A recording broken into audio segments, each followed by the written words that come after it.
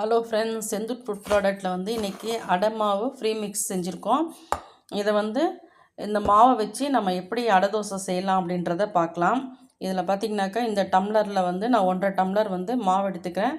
மாவு எடுத்து இதை கொஞ்சம் தண்ணி ஊற்றி நம்ம ஊற வச்சுக்கலாம். அரை மணி நேரம் நம்ம ஊற வச்சுக்கலாம். இந்த மாவில் வந்து இஞ்சி, பூண்டு, சோம்பு எல்லாமே போட்டிருக்கேன். இது வந்து மஞ்சள் கலரில் இருக்குது. உங்களுக்கு வீடியோவில் வந்து கலர் கம்மியாக தெரியுது.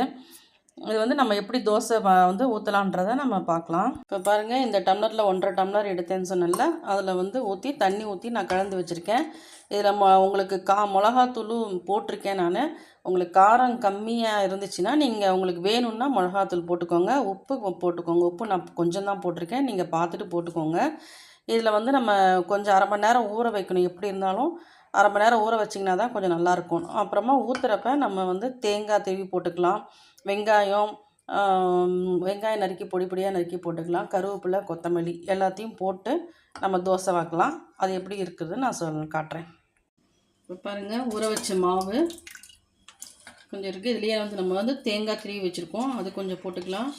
கருவேப்பிலை, கொத்தமல்லி கட் பண்ணி வச்சுருக்கேன், அதையும் போட்டுக்கலாம். வெங்காயம் நல்லா அப்படி பிசைஞ்ச மாதிரி போட்டுக்கோங்க.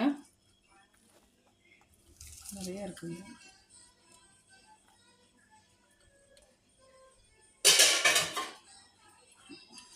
இதை போட்டு நல்லா கலக்கி வச்சுட்டு நம்ம தோசை ஊற்றலாம். பாருங்கள், கல் காஞ்சிருச்சு. கொஞ்சமாக இதில் எண்ணெய் விட்டுக்கலாம். இப்போ கரைச்சி வச்சுருக்க மாவு எடுத்து ஒரு கரண்டி ஊற்றிக்கலாம்.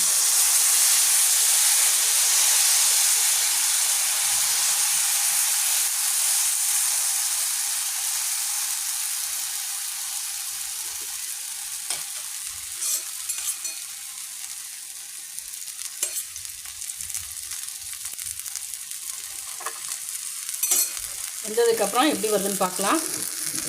பாருங்கள், அடை சூப்பராக வந்திருக்குங்க. காரம் எல்லாமே வந்து கரெக்டாக இருக்குது. நீங்கள் காரம் எதுவும் போட்டுறாதீங்க. உப்பு மட்டும் கம்மியாக போட்டுக்கோங்க. வேணுன்றதை பார்த்துட்டு தேங்காய், வெங்காயம், கருவேப்பிலை, கொத்தமல்லி போட்டுக்கோங்க. மற்றது எல்லாமே அதுலேயே இருக்குது. ரொம்ப டேஸ்ட்டாக இருந்துச்சு. நான் சின்னது ஊற்றி முதவே சாப்பிட்டு பார்த்துட்டேன். ரொம்ப நல்லா இருக்குது. நீங்களும் ஊற்றி சாப்பிட்டு பார்த்துட்டு எப்படி இருக்குதுன்னு சொல்லுங்கள். தேங்க்யூ.